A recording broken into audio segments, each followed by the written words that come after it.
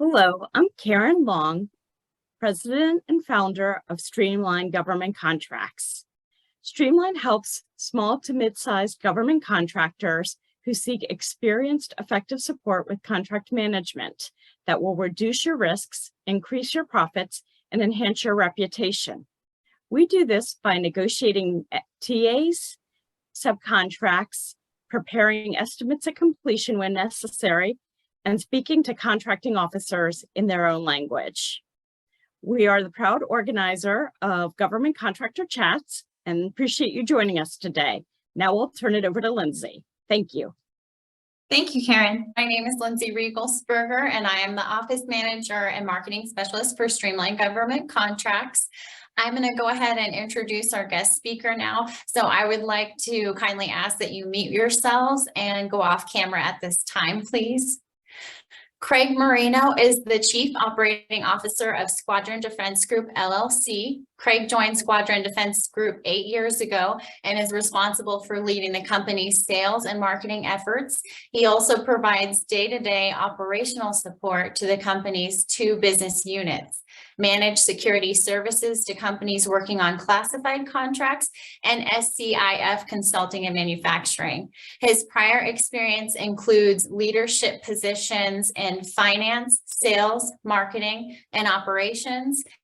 He spent a decade as a trusted advisor on technology merger and acquisition transactions and held a variety of positions in his dozen years with the New York Mets, completing his tenure as the organization's guest experience. Craig has an undergraduate degree in engineering from Duke University and an MBA from the Kellogg School of Management at Northwestern University. Without further ado, Craig Moreno. What do you think provides more value to our national security? 10 stealth fighters or 40 stealth fighters whose key technologies have been compromised by our adversaries? The answer to the question is obvious, and really the whole concept of a facility clearance and operating as a cleared contractor is all about the protection of critical data and technologies that are uncompromised. At its most basic level, this involves providing our warfighters with the most meaningful advantage we can over our adversaries. And this can take the form of cutting edge technology, agile and adept service providers that can make things happen in no notice. Understanding that you've got a network of trusted suppliers and operators. We're hearing a lot about supply chain these days, as well as the ability to collect, process, and transmit classified data securely. And then a coordinated security program that makes sure that all of those elements above are being adequately protected.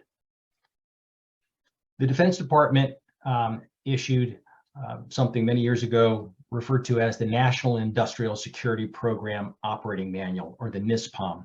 And more recently, it's been updated as part of the federal regulations, Part 117. And this is essentially the playbook by which we are meant to create and maintain such security programs. The agency that oversees all of this is the Defense Counterintelligence and Security Agency, or DCSA. It was formerly known as DSS, or the Defense Security Services, until a few years ago.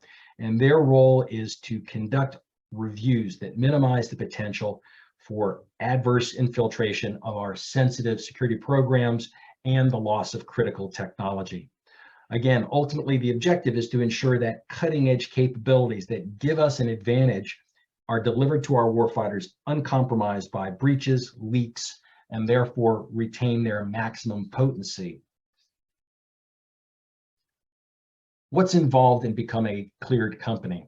I suspect that many, if not all of your organizations have taken these basic initial administrative steps, but let's review them quickly. What's important to note is that they're meant to achieve critical consistency across various government information platforms. Once you've incorporated your business, the next step is SAM, and SAM is the System for Award Management. It is the basic database that's used by federal government agencies to identify companies that possess the products and services they're looking to purchase. If you're not in SAM, you can't bid on government contracts as a prime or as a subcontractor. So in addition to providing a brief summary of your offerings, you're going to tag your business with specific North American industry classification or NAICS codes that match you to a pre-established catalog of products and services. This information makes it easy for government agencies to research who it is that provides the things, the services that they're looking for. Therefore, you want to make sure that you enter this information, you select those NAICS codes with as much precision as possible. As part of the SAM registration process, your company is going to be issued a unique entity identity, or ID, a UEI. This is a recent development. In the past, the DUNS number was used, but UEI has taken its place within SAM. Essentially, it is a unique identifier for your business. It's important that basic corporate information in SAM matches that which you submitted when you incorporated your business. Once you've registered in SAM, your company will also be assigned a commercial and government entity code, or a CAGE code, which provides the government with yet another standardized method of identifying your organization. This is a program that's overseen by the DoD's Defense Logistics Agency, or DLA. Now, as you can see, a lot of effort is put forward to ensure that there is a consistent presentation of your corporate identity across various databases. And the reason for this, and the reason why you need to pay attention to this, is if you don't do it identically across all of these databases, alarms are going to go off and you're not going to be able to move forward with any of these processes.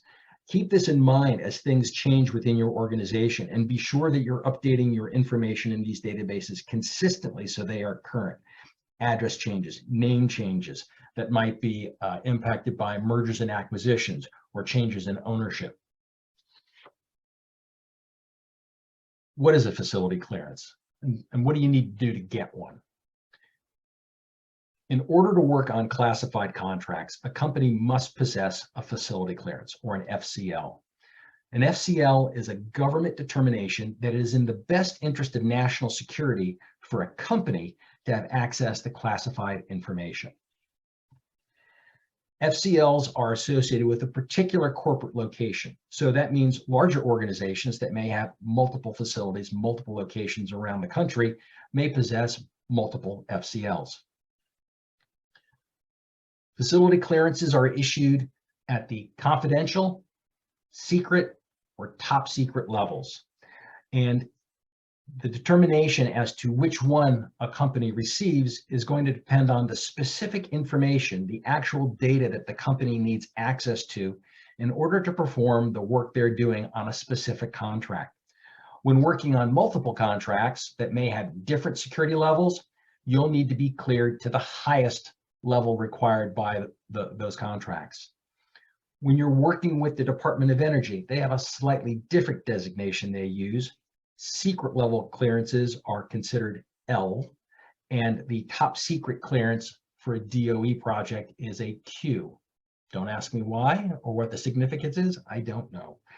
But just so you understand the parallels between a DOD and a Department of Energy facility clearance. It's important to note that facility clearances are separate and apart from personnel clearances, and we'll get back to those shortly. It's also worth noting that not every employee in a cleared company needs to receive a personnel clearance.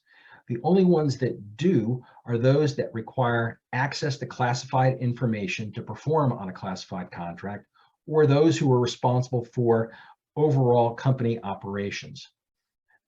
In addition to the clearance level itself, a company's facility clearance may be accompanied by certain caveats related to whether the requirements of their classified contract involve the storage or safeguarding of classified information or the processing of classified data. In order to be considered for a facility clearance, a company must be sponsored by either a government contracting activity looking to award classified work to the company directly, or a prime contractor, where a prime contractor that is already cleared and interested in bringing the subcontractor in to assist on a project. This can be a very challenging step in the process. Many government contracting activities have pulled back from sponsoring companies, and primes can sometimes view it as an additional burden or responsibility. I can tell you that this is a misunderstanding among those primes, as their burden to sponsor another company for a facility clearance is extremely limited. What is the facility clearance process? We've already mentioned the requirement to have a sponsor, and in order for that to move forward, the sponsor will have to put together a sponsorship package in a DCSA database known as the National Industrial Security System, or NIS. The sponsorship package will include the Contract Security Classification Specification, or more commonly known as the DD-254 Classified Contract. It will require a sponsorship letter, which will be filled out within the database itself. And if the sponsor is requiring you to access what's referred to as prescribed information or top secret level information or above, there'll be a requirement for the contracting officer representative to authorize your company to work on a classified contract. So as I said, prescribed information is top secret, communication security or ComSec, special access program information, sensitive compartmented information, and restricted data. Once that material is submitted, your sponsorship package is submitted into NIS, you then, upon notification from DCSA that they've received your package, will need to pull together your own information for your facility clearance package. That information will include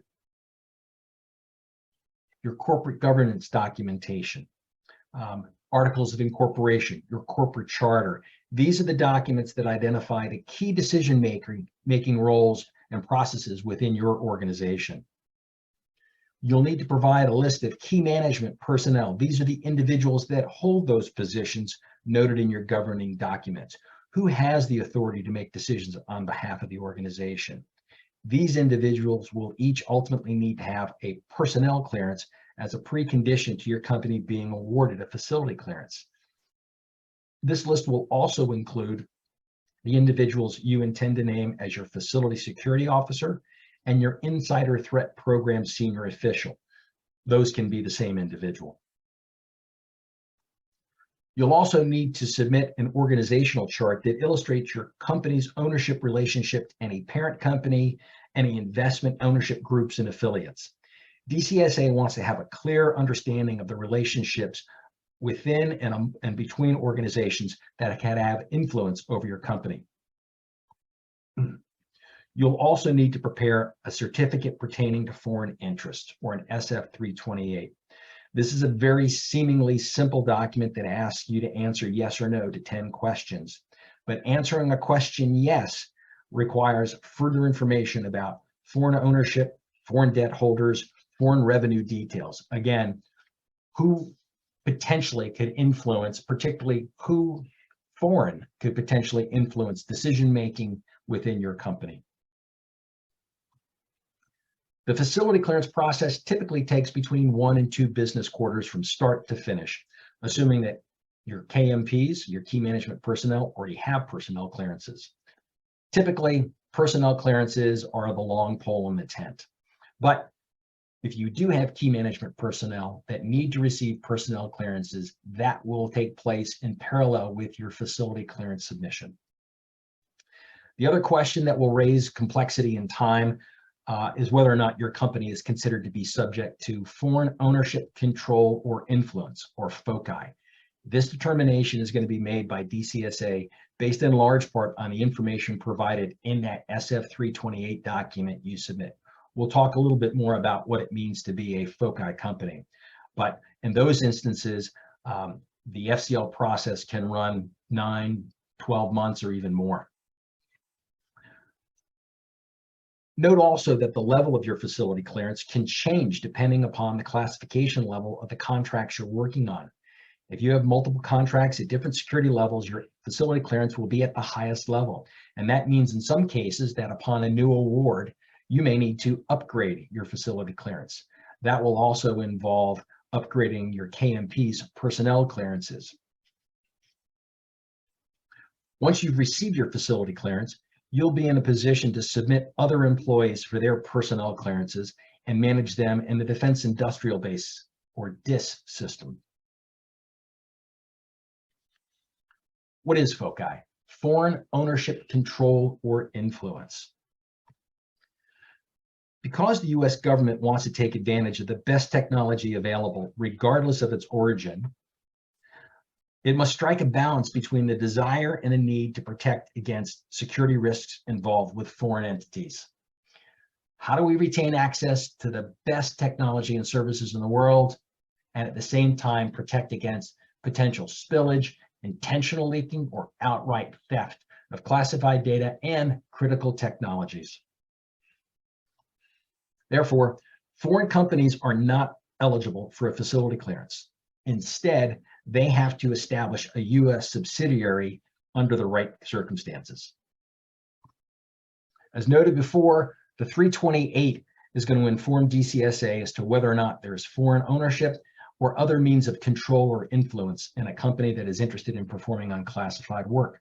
If it's determined that FOCI exists, then the FCL process is going to be expanded to include the creation of corporate policies, procedures, and systems designed to mitigate those concerns above, and detailing how the cleared company will interact with its foreign parent and any subsidiaries. In some cases, a separate board of directors will be established for the cleared company that has FOCI.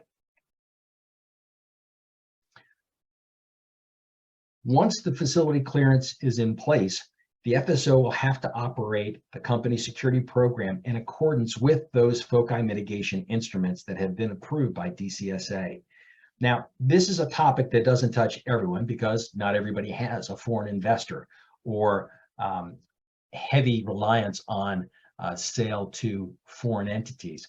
But for those that it might involve, that's a topic that we can discuss in more detail offline. If you do have FOCI, it is, however, going to extend that FCL process as much as a year or beyond. What is a personnel clearance? A personnel clearance is a US government determination that an individual is eligible under national security standards for access to classified information.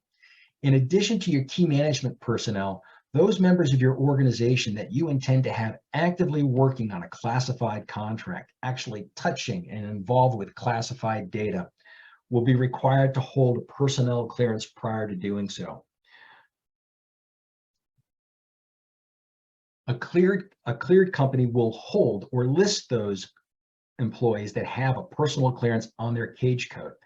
Cleared 1099 consultants who are working under the cleared company will also appear under the cage code for as long as they're working on the classified contract.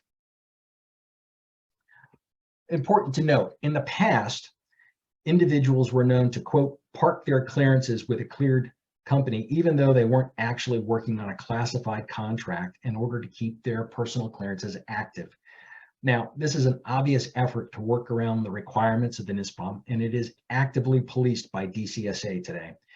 Companies that do this run the risk of having their facility clearance shut down. So be aware, parking your clearance with somebody as a favor or holding someone else's clearance as a favor, even if they're not working actively on a classified contract, is something you do not want to be involved with.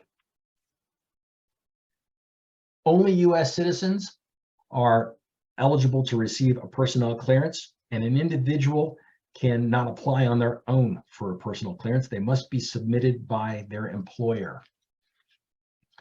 As is the case with facility clearances, personnel clearances can be issued at the following levels: confidential, secret, and top secret. But unlike facility clearances, top secret personal clearances may also come with special caveats when classified information has requirements for additional protections. That can include top secret sensitive compartmented information with access rights to SCI caveats that will vary based upon contractual requirements.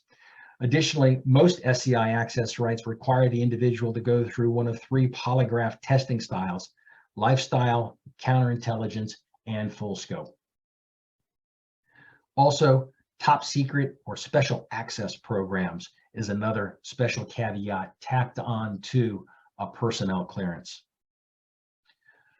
The personnel clearance received by an individual will be a function of the contract they're working on and its security requirements. Individuals are only allowed access to classified information at their level of clearance and for what they have a valid need to know.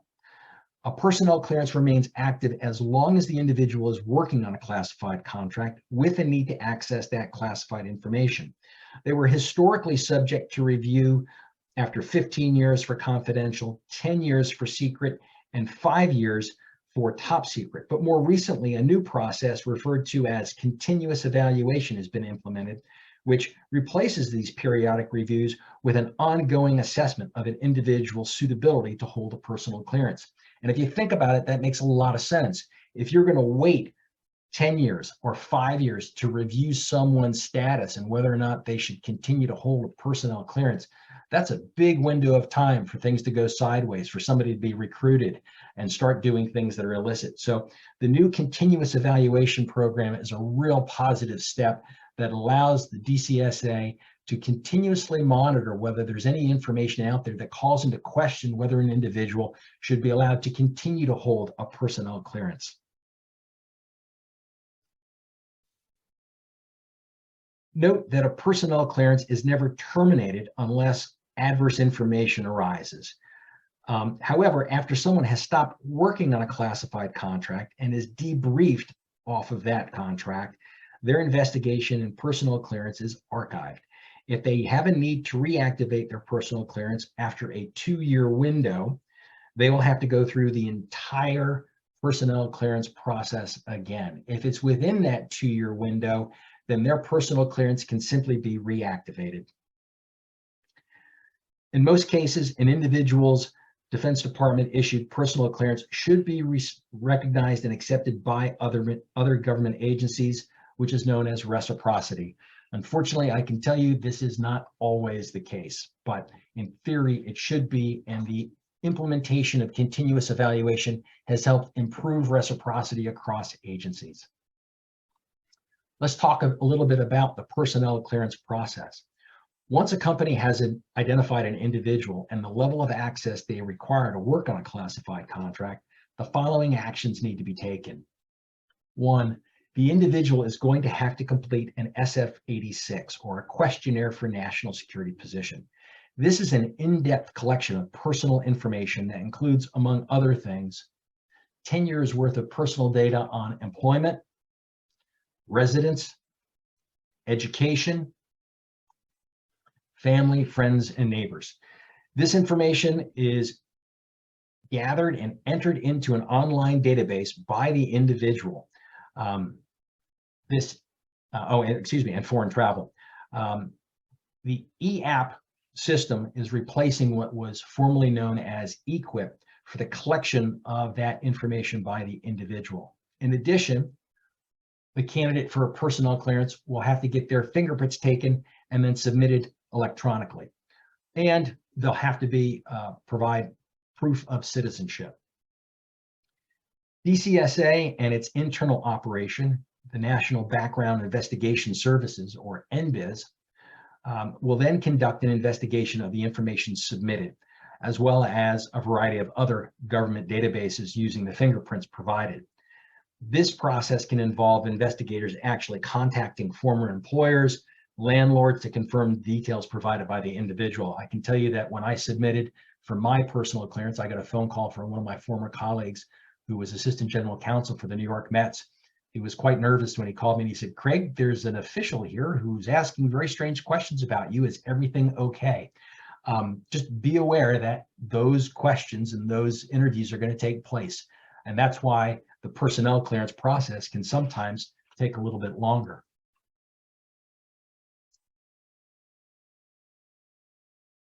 An in-person interview with the individual is also going to be conducted to affirm the information that was submitted and to clarify any questions that may have come up or address any gaps that existed in the original submission.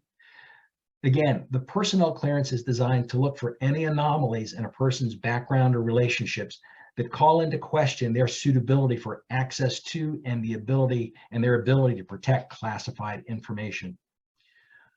The time required to process a personal clearance is going to vary based on the level of clearance sought, the completeness of the material submitted, the volume and nature of foreign travel and foreign relationships. But in some cases, an interim clearance can be provided in as little as weeks. So although there are instances where it can take in excess of a year for certain individuals, more recently, DCSA has managed to streamline the process and provide interim clearances, as I mentioned, in weeks. So that's a real positive step. Once a personnel clearance has been granted, the cleared individual is going to sign a Form SF-312, which is a classified information non-disclosure agreement between the individual and the U.S. government.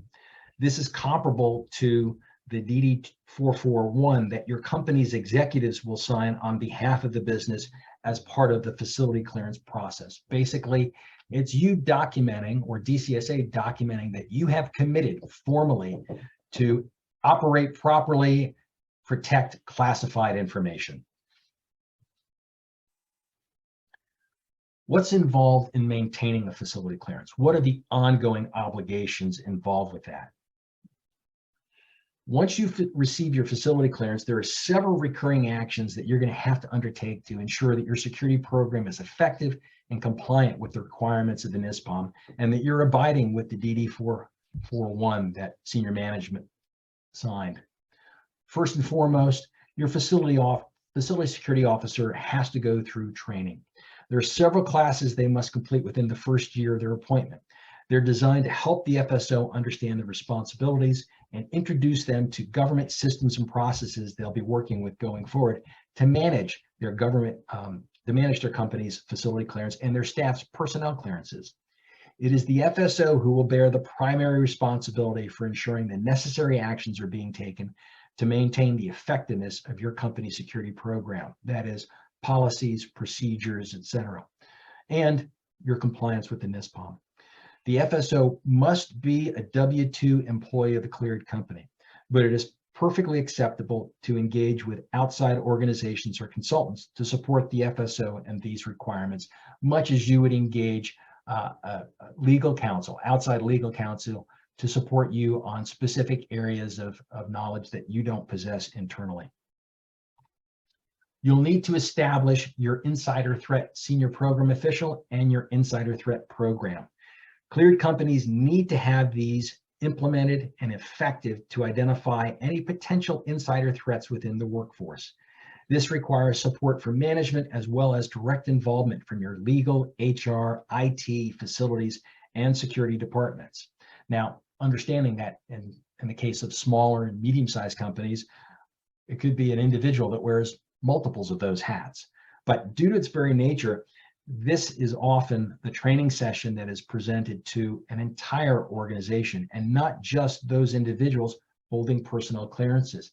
You want everybody to understand that they have a responsibility as part of a cleared company, even if they're not working on classified information directly, to ensure that any anomalies that they observe are noted and brought to the attention of the facility security officer. Cleared staff are going to be required to receive an initial security briefing and annual refreshers that keep them aware of their responsibilities and provide an education on the current threats that exist, because those threats change daily. Trainings must include insider threat related information, and certain activities such as international travel will require specific briefings to the security related aspects involved in those activities. You'll need to establish standard policies and procedures that create the basic operational security framework that take into consideration things like access to protected data, systems, and work areas. You'll need to conduct self-inspections. Best practice calls for 2 of them every year to review the company's internal security program.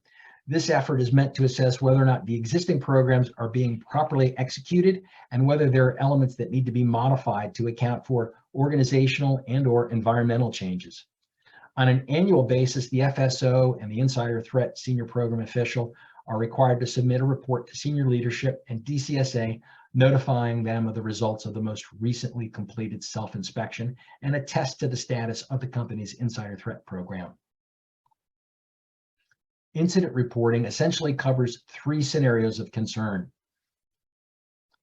an intentional dissemination of protected information by an employee, insider threat, an unintentional or inadvertent leak, or the theft or espionage of other active exfiltration efforts by adversaries. You have to understand that as a cleared company, you're going to be a target. And there will be incidents that occur because it's so much harder to play defense than offense. So it's essential that we're paying attention and that we're disciplined enough to identify incidents and report them as soon as they occur to minimize the possible damage and to give ourselves the best opportunity to determine who was involved, what was taken, and the techniques used to gain access so that the company as well as DCSA can take proactive measures going forward to share those threats with the rest of the defense industrial base and protect everyone against future incidents. The other element required for maintaining a facility clearance is focusing on your IT systems and cybersecurity. More specifically, the NIST 800-171 and CMMC standards. As you can well understand, this is an area of heightened sensitivity, and you see public reports concerning breaches involving commercial and government IT systems by our adversaries, both foreign and domestic, every day. Any company working on government contracts, classified or not, is going to have some level of IT system security requirements. It's true whether or not your company has opted for a cloud-based IT infrastructure or you still host your own servers in your facility. And this topic really merits its own discussion to get into the details of 800-171 and the cybersecurity maturity model certification process. I mentioned earlier that DCSA will conduct security reviews. They are, much as you do your self-inspection, this is DCSA coming in and doing their own review of your security program. They can be very detailed or relatively high-level events depending on the specific contract you're working on, the particular technology you're involved with. Working with DCSA, companies are better able to understand the changing threat environment around them and to map out any corresponding adjustments that need to be made to their security programs. Your facility clearance will remain active for as long as your company is performing on a classified contract. Even after that contract ends, DCSA generally provides companies with a grace period if they're pursuing new opportunities. It's also worth noting that with the changes that have occurred within DCSA and the environment, changes have also occurred with attitudes towards security. It's no longer viewed as a necessary evil or a cost center, but as a foundational element of organizations that are to work on classified contracts. And you need to remember that security, possessing a facility clearance, while it can create significant business opportunities, it requires a substantial attention and appropriate commitment to security. What's involved in maintaining a personnel clearance? In addition to abiding by the terms of the NDA you signed, the SF-312, when you first received your facility clearance, you have an obligation to stay current with your security training. And this is where the FSO comes in and assists by providing regular security training so that you are aware of new threats and the techniques available to counter them. Additional briefings, as I mentioned, if you're involved in specific activities, a lot of foreign travel, or maybe you're involved in some NATO operations, or you've got responsibilities for ComSec, there's additional trainings that may be required of you to broaden your security understanding. There's also a requirement to self-report to your FSO significant life events and foreign interactions. These can involve things like marriage, divorce, name change. It can be any legal or financial issues that arise. Again, international travel, conference, and trade show encounters with foreign individuals. If you've ever attended the AUSA show in DC, it's a huge military gathering, and there are military representatives from countries all over the world. As you can understand, DCSA wants to know who's approaching you, what the nature of those conversations are. It might seem innocent on the surface, but it could be far from innocent in reality. They need to know that information, and you need to report it up to your FSO so they can report it and share it. Reporting should not be deemed a bad thing. It is sharing of critical information to make sure that our security infrastructure is sound. As noted earlier, cleared individuals can be subject to periodic reinvestigations, and all are now part of the continuous evaluation system. This allows the government to reassess the appropriateness of an individual's continued access to classified information. Again, don't view these as a hassle or an administrative burden or just a check the box requirement. No one has the right to a personal clearance. There has to be a legitimate need, and it comes with very real responsibilities. That is the extent of my brief, and I'm happy to take any questions that anybody has. I'll stop sharing. I'll open my camera back up, and I'm hopeful that you found this useful. Maybe it triggered some questions. And again, Karen, really appreciate the opportunity. Lindsay, thank you for allowing me to participate in this session. Yeah, thanks, Craig. That was enlightening. Very nicely done. Thank you. Oh, Karen, you're on mute still. Thank you. So we do have a question in chat, and invite other people to put their questions in chat as well. So let me bring up my chat box, which I'm not seeing right now. I can see it. Monica, that's a great Okay. question. Are there similar in-person interviews for facility clearances? Those discussions tend to take place telephonically.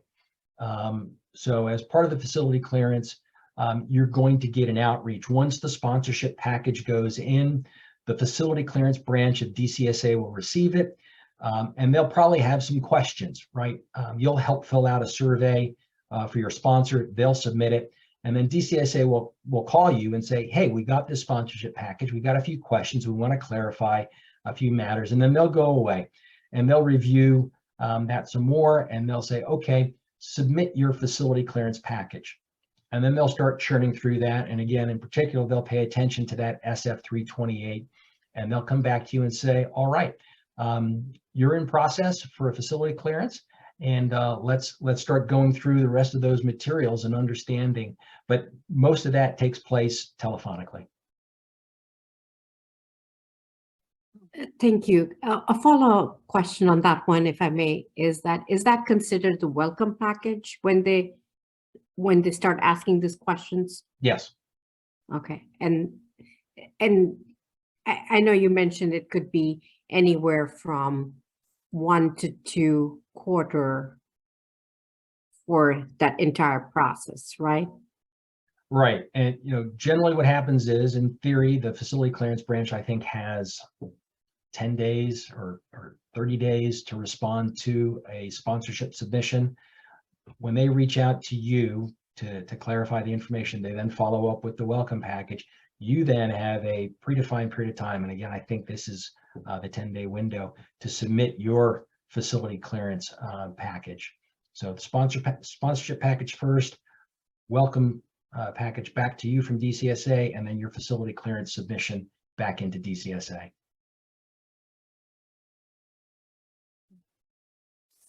So, Frank, it looks like there's another question in chat.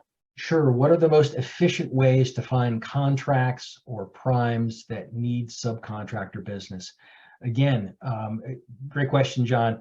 The biggest challenge for somebody that's looking to get a facility clearance is to find that sponsor. What we typically recommend folks do is, you have relationships, if you've been in government contracting for a while, you have relationships with other people that work with cleared companies. And the quickest way to get access to sponsorship is to find one of those relationships and understand whether they have any contracts that they're currently working on or that they're trying to land that might have a need for what you provide, right? You want to work with friends. Friends are more trusting of people they've already worked with. Otherwise, you're coming in over the transom as a brand new face. They don't know anything about you, and they don't have any personal motivation to make the effort to sponsor you, even though, again, it's not a heavy lift, but everyone has limited time to do things, and there has to be some sort of compelling reason for them to reach out to you if they don't already have a relationship.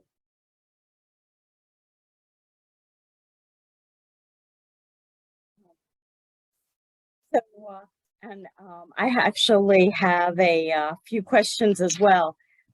So Craig, what is the cost of a facility clearance, or like for people, a personal security clearance?